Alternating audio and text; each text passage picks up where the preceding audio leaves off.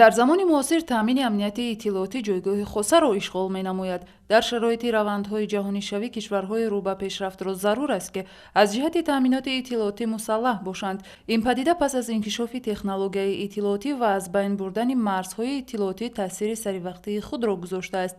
беэътиноӣ ба ин вазъ ба раванди таъмини амнияти миллӣ таъсири манфӣ мерасонад. дар тарбияи насли наврас бардошти иттилооти дуруст роли муҳим бозӣ мекунад. дар ин роҳ албатта роли падару модар хеле арзиши зиёд дорад ва муҳимият дорад, зеро кӯдак он унсурҳое ки дар раванди ҳаёти ҳаррӯзааш истифода мебарад дар калонсолӣ аз ҷавонӣ меомӯзад.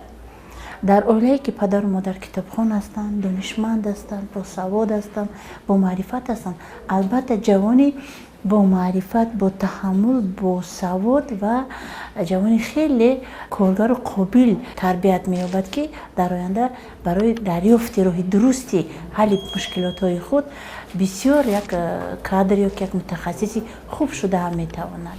дар замони муосир чуноне ки ба ҳамагон маълум аст, сомонаҳои интернетӣ зиёд шуда истоданд ва мо бояд ҷавонон донем ки аз кадом сомонаҳо истифода барем. ҳар маълумоте ки ҳаст мо бояд донем ки бар зарари мо ҳастанд, онҳоро истифода набарем. дарк кунем ки мо ҷавонон созандаи миллат ҳастем ва бунёди ин давлат аз андешаи мо вобаста аст. ба ҷои он ки аз сомонаҳои интернетӣ истифода барем, бисёртар китоб хонем ва донишамонро сайқал диҳем. беҳтар аст. амнияти иттилоотӣ вазъи сиёсии давлатро муаррифӣ менамояд. бо ёрии иттилоот комёбӣ ва муваффақиятҳои давлат ба ҷомеаи ҷаҳонӣ дастрас мегардад. аз ин рӯ ҳангоми корбурди сомонаҳои иҷтимоӣ моҳияти ҳар матлаб бояд ба инобат гирифта шавад. дар акси ҳол на маълумоти муҳим, балки манбае дастрас мешавад ки асоси роҳгумӣ шуда метавонад.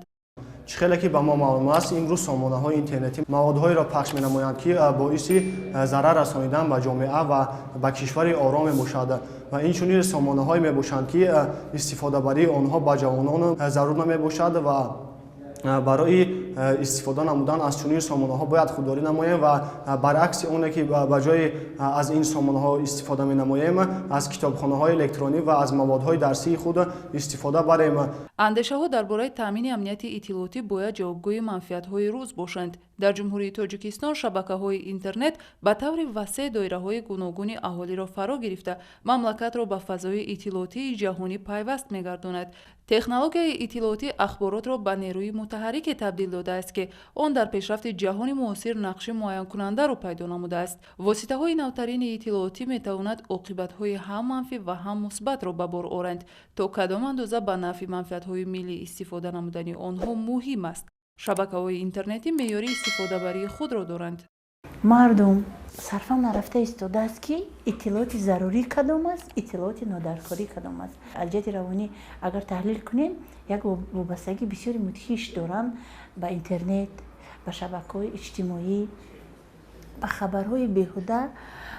мо бояд фаромӯш накунем ки масалан иттилооте ки мо дар масалан ваё иҷтимоӣ мегирему дар интернет мегирам, ин иттилооти пурраву комил нест. барои иттилооти комил дастрас кардан мо бояд ба китобхона рӯй орем, ба марказҳои илмӣ рӯй орем, кӯшиш кунем ки сатҳи дониши худро баланд кунем, маърифати худро баланд кунем. ба ҷои оне ки ба дигар шабакаҳои иҷтимоие ки ба роҳи бад мебаранд, бисёртар ба китобхонӣ машғул шаванд ва дарсҳои худро бисёртар хуб хонанд, чунки мо ҷавонон ояндаи миллат ҳастем ва ояндаи давлат аз дасти мо аст ва мо бояд хуб хонда ба ватани худ хизмат намоем, ба қадри ҳар як арзишҳои миллӣ бирасем, чун пешвои миллат ҳамеша мо ҷавононро созандагони ватан меноманд. воқеияти раванди сиёсии ҷаҳонӣ водор месозад ки ба амнияти иттилоотии Тоҷикистон муносибати хоса бояд кард. хусусиятҳои таъмини амнияти иттилоотии Тоҷикистон дар соҳаҳои гуногуни ҳаёти ҷамъиятӣ мушоҳида мешаванд. аз ин рӯ мебояд таъсиррасонии он ба манфиатҳои миллӣ ба инобат гирифта шаванд. амнияти иттилоотии Тоҷикистон яке аз қисмҳои таркибии амнияти миллии мамлакат буда ба ҳифзи манфиатҳои миллии соҳаҳои мухталифи ҳаёти ҷамъиятӣ ва давлатӣ таъсир мерасонад. мо имрӯз худро ҷавонони бисёр хушбахти замон меҳисобем, чун тамоми шароитҳо барои хуб хондани мо муҳайё шуданд ва мо ифтихор аз он дорем ки ҷавонони ин давр ҳастем ва шукронагузорӣ мекунем аз истиқлолияти ҷумҳурӣ. امروزها بسیار شبکه‌های اجتماعی هستند که ما جوانان از آنها خوب استفاده می‌بریم، اما بعضی شبکه‌های اجتماعی هستند که ما جوانان را به راه نادرست هدایت می‌نمایند و ما نباید دانشجویان از این گونه سامانه‌ها استفاده بریم، چون که بعضی آنها خطرناک هستند و به ضرر ما هستند. ما باید نظارت جدی داشته باشیم که بچه ما عین حال به کدوم اطلاعات بیشتر تکیه میکنند. بسیار پرابلم های مثلا حتی افراطگرایی هم به واسطه به همین شبکه‌های اجتماعی علاقمندی خیلی جدی داشت، زیرا جوانان وقتی که مثلا مواد میبینند تحلیل میکنند، نشر اون اهمیت نمیدهند، مؤلف اون اهمیت نمیدهند، به واسطه تیز قبول میکنند. دوره جوانی و نوجوانی اون دوره هست که ما تحکرسی علمی تمام فعالیت حیات خود را میگذاریم. هر پدر و مادر میخواهد فرزندی باسواد و سالم فکر داشته باشد. برای این بعضا شرایط مساعد و تکنولوژی معاصر را فراهم می‌آورند، اما نتیجه این عملها باید دائم تحت نظارت باشد، زیرا فارغبالی بعضا اساس پیدایش چندین مشکلات تشویش‌آور دیگر شده میتواند. روانشناسان تاکید می‌نمایند که برای خودشناس کمال یافتن کودک، والدان را ضرور است که همین محیط را در خانواده تامین نمایند. تربیت فرزند این یک رکن اساسی جامعه بوده میتواند و در بچه بیدار کردن هویت ملی، در بچه بیدار کردن دوست داشتن ارزش‌های ملی، این یک رکن اساسی دولت و دولتداری است. مثلا والدین میخواهد که بچه در آینده یک پایدیوار یا که تکیه‌گاه اساسی او باشد. به خاطر اونی که فرد تواند تکیه‌گاهی درست باید شاید باشد برای خود در زندگی دریابد، زیرا فرزند ناسالم اون تکیه‌گاه پدر و مادر شده میتواند، نه یگان ارزش دولت و میهن و وطن خود را، ملت خود را قدر کرده میتواند، نه وطندار بوده میتواند، نه وطنخواه. چطوری که به ما معلوم است عصر 21 را عصر علم و تکنیک و تکنولوژی مینامند و در این عصر از سامانه‌های اینترنتی استفاده میبرند. پیش از همه باید ما دانیم که کدام سامانه را باید استفاده کنیم و به کدام شبکه‌ها و یا اینکه برنامه‌های اینترنتی وارد شویم و با آن شرط به ما آن مفید است که ما برای کارهای لازمه، نه برای آن کارهایی که به ما ضررناک و خطرناکند و این چنین فکر و عقیده های دانشجویان را به دیگر سمت‌ها روانه کردن میبرند، باید استفاده نبریم. ما جوانان با ننگ و آر وطن باید سازنده وطن باشیم. ما نسل ادامه دهنده ملت هستیم و باید برای آبادی و آزادی وطنمان کوشش نماییم. تربیت فرزند در طول زندگی مرحله‌های گوناگون را در بر گرفته. بعضا مشاهده می شود که محض دلبستگی به تلفن و کامپیوتر و شبکه‌های اینترنتی کودک را از علم آموزی دور نموده، برعکس تربیت درست او را به محیط بیگانه‌ای که عقیده‌های ناسالم دارند پیوسته است. روانشناس زرینه کنجایوا میگوید ما از هر جوان و نورس فردی علم دوست و وطن پرور را به کمال رسانیده میتوانیم اگر عائله، مکتب و جامعه در یک جایگی متحد شویم. بهترین مربی باشد محض خود والدانند. در این راستا چند توصیه جالب هم پیشنهاد گردید. ما بچه را چگونه کتابخوان میکنیم؟ در خانه پدر و مادر روزی که کتاب رو به دست گیرن، البته اون کودک خردسال از آنها عبرت میگیرد. پدر و مادران جوان ما چی رخ میدهد؟ 3 نسل مثلا در خانه می نشینند و هر 3 نسل در دست چی دارند؟ تلفن های موبیلی و یکی به یگان نفر اهمیت نمیدهد. آدمان بعضی وقت شناختی کودک خود رقم میزنند و یک چیز دیگر فراموش کردن در کار نیست که سالهای پیش اگر بچه در کوچه بازی میکرد و مادر از تریزه با او مشاهده میکرد و میدونست که فرزندش در دور است اما تیز خبر میگرفت، مادران ما در نزدشون فرزنداشون نشستن اما آگاه نیستن که اون در کدام مناطق و در کدام کشور اروپایی جای دارن. ببینید که در نزدیک بودن اما خبرهای کجا رو میشنود، در کجا جایگیر است و با کی صحبت دارد درک ندارند. زینه های تربیه هم البته با برتری داشتن یا که پیشروی های علم و تکنیک زیادتر شده است، اما این مشکلات ها رو برطرف کردن اونقدر مشکل نیست اگر ما از کارهای بیهوده دست کشیم، برنامه‌های اجتماعی دورتر شویم، کوشش کنیم که مثلا سالهای پیشین از پی برد و باش و بهداشت عائله باشیم، کوشش کنیم با بچه صحبت داشته باشیم و ببینید که پدر вақте ки ба хона медарояд бо кӯдаки хурдсори худ суҳбат намекунад, аз ӯ шеър намепурсад, аз ӯ тарона намепурсад, аз ӯ баҳоша намепурсад, аз ӯ намепурсад ки ту кадом китобро хондӣ. пул те мегӯяд аз ҷайбаш чиз пулро бароварда медиҳад. аммо агар падар ё модар кӯшиш кунад, ё хола бошад ё амак бошад, аз дарки даромад кӯшиш кунад ки бо бача суҳбат дошта бошад, бо бача муошират дошта бошад ва аз ҷайбаш вақте ки як ширинӣ, як тӯҳфа ё як маблағе ки бача мепурсад пеш аз додан, агар аз ӯ як шеър пурсад, ту кани як шеър хон, ман ба ту як қанди хуб, пул мехоҳӣ, ча китоб хонди бача, ана фалон китоба ту тамом кун, ман ба ту як маблағ барои харидани як молз бошад барои ё ин ки масалан дар зодрӯз дар дигар марҳилаҳо болои масалан як тӯҳфа, як либос ё ки як дигар чи харидан, агар аз ӯ ягон талаби китоб хондан ё ки талаби шеър гуфтан ё ки талаби баҳои хуб кунанд, ин бисёр як стимули хуб мешуд барои пешравии илмомӯзии бача.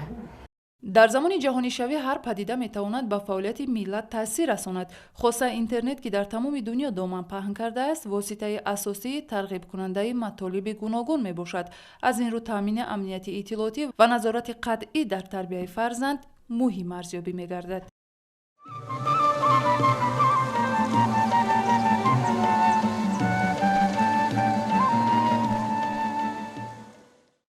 уқоб ҳамчун паррандаи тезбин эътироф шудааст. ин парранда бо чанголҳои қавии худ ҷисми аз худаш калонро ҳатто метавонад бардошта парвоз кунад. дар бахши навбатии китоби сурхи тоҷикистон аз давраҳои зиндагии як навъ уқоб ки чун уқоби морхӯр қайд шудааст, бароятон чанд маълумоти ҷолиб пешниҳод мегардад.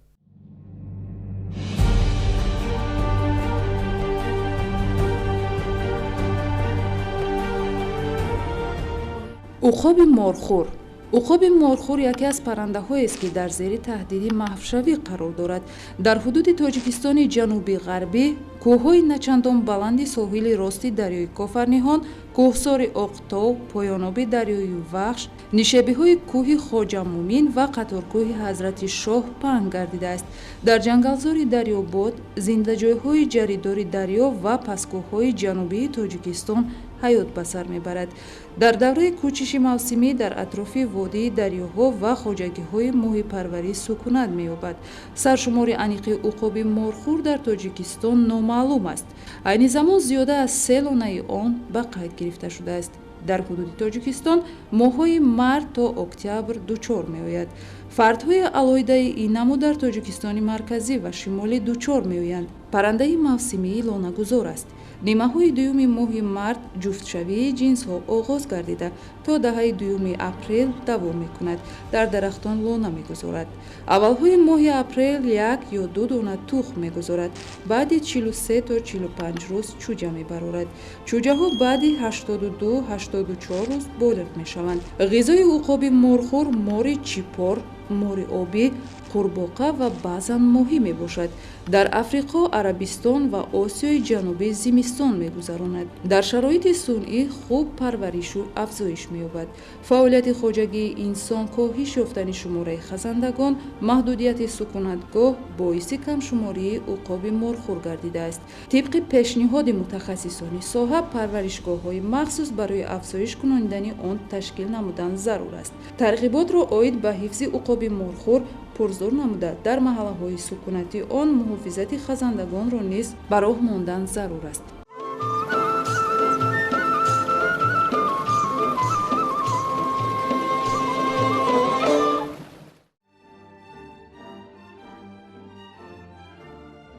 тоҷикон дар оинаи таърих. саҳифаи тоҷикон дар оинаи таърих аз рӯи асари пешвои миллат муҳтарам Эмомалӣ Раҳмон таҳия мегардад. таърихро барои он меомӯзем ки аз саргузашти пурифтихору ибратомӯзи ниёгон огоҳ шавем, сабақ гирем ва ин донишҳоро дар тартиб додани нақшаи муайяни рушди имрӯзу фардои давлату миллат корбаст намоем.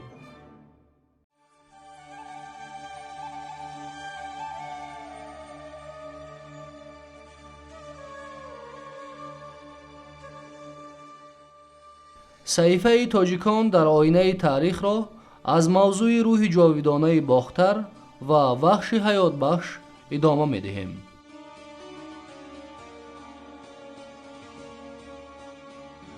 رود وحش رود مقدس و حیات بخش بوده در پهنای ایریانم و ایجه زمین ها را شاداب می گرداند، با آدمان رزق و روزی می بخشید و چهار پایان را از گیاه و علف های سبز بهره‌ور می نمود.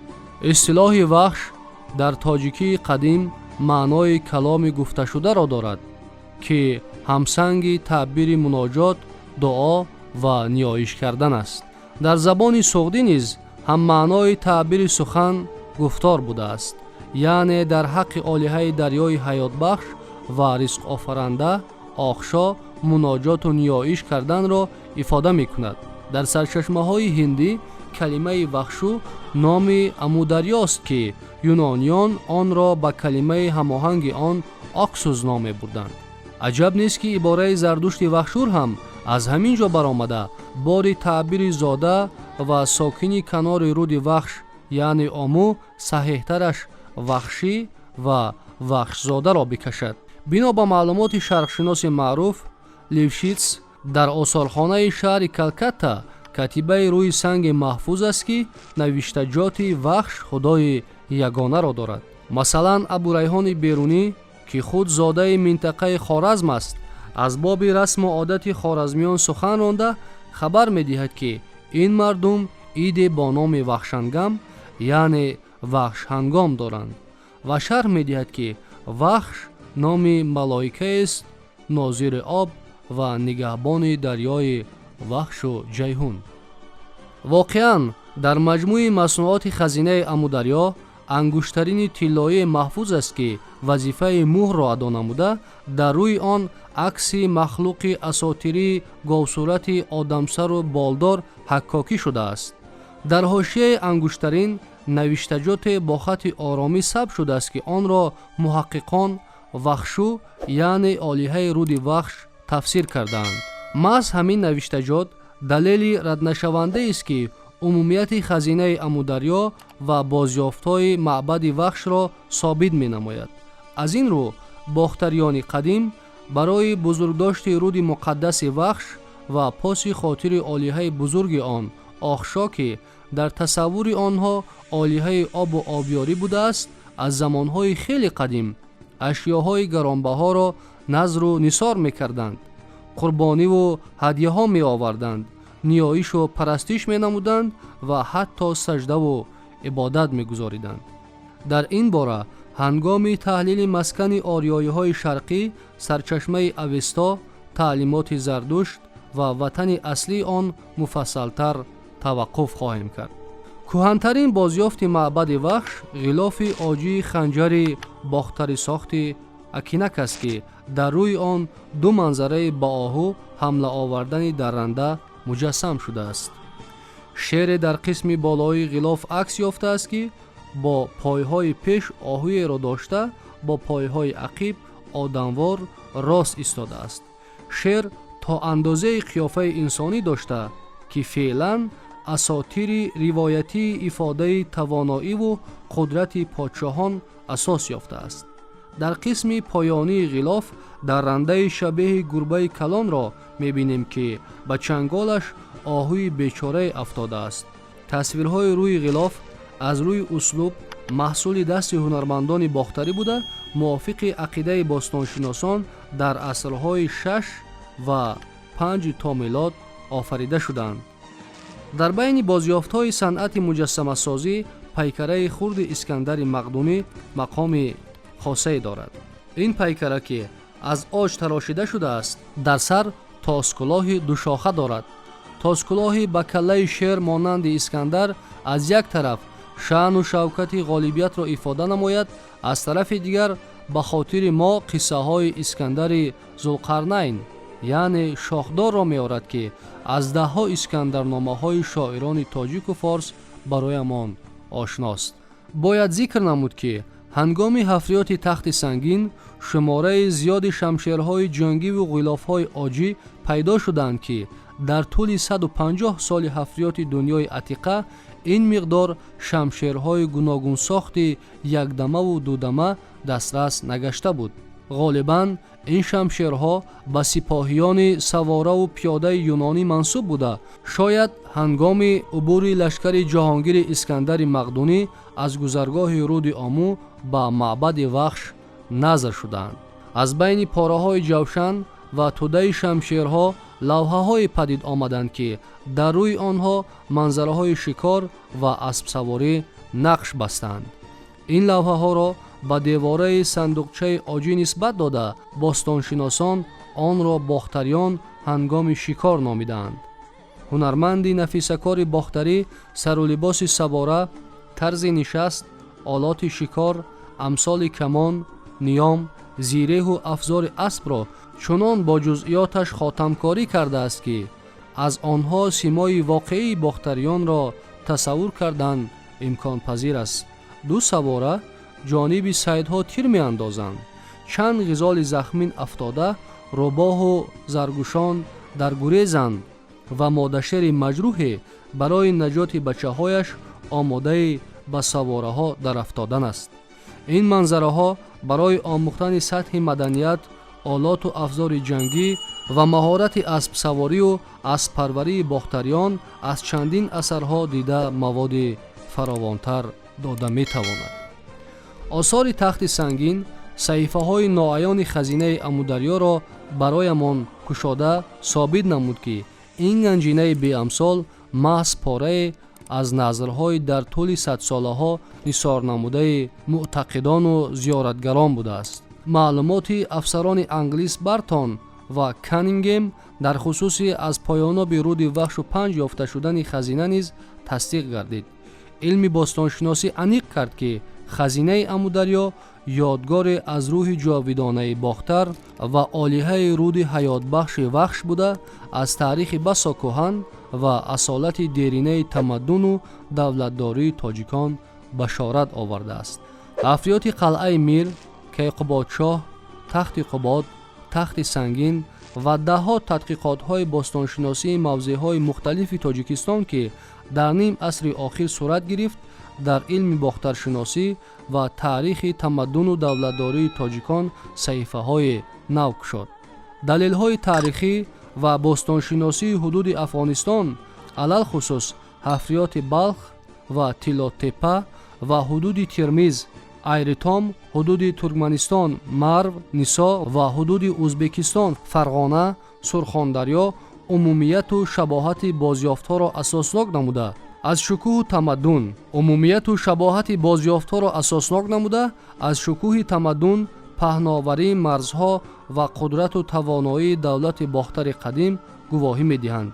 خزینه امودریا و بازیافت‌های معبد وخش سند گردید که فرض و تخمین و محاکمه‌رانی‌های احتمالی مورخان و باستانشناسان تاریخ آسیای مرکزی در خصوص موجودیت دولت پر اقتدار باختر قدیم به حقیقت واقعی تبدیل یافته افق‌های تازه علم باخترشناسی برایشان گشاده گردد. صحیفه تاجیکان در آینه تاریخ در موضوع روح جاویدانه باختر و وخش حیات بخش در اینجا به پایان رسید. شما را در نشرهای دیگر به موضوع نو از صحیفه تاجیکان در آینه تاریخ تحت عنوان نخستین قاموسنامه نیاگان آشنا خواهیم کرد.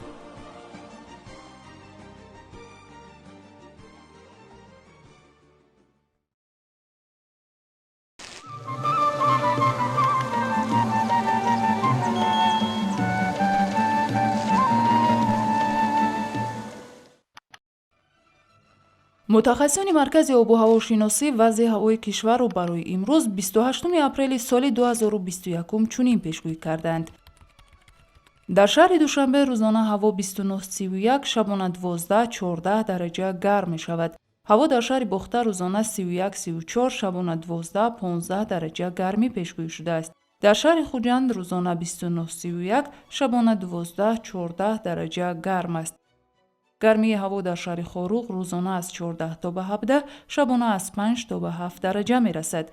هوا در ناحیه رشت روزانه 17-18، شبانه 3-9 درجه گرم می شود. در شهر کلوب روزانه 29 شبانه 8-9 درجه گرمی پیشگویی شده است. گرمی هوا در ناحیه دنقره روزانه از 29 تا به 31، شبانه از 10 تا به 11 درجه می رسد. در ناحیه 5 دومی روز 32-34، شبانه 11-14 درجه گرمی پیشگویی شده است. امروز هوا در شهر ایسفاره 27-29، شبانه 10-12 درجه گرم می شود.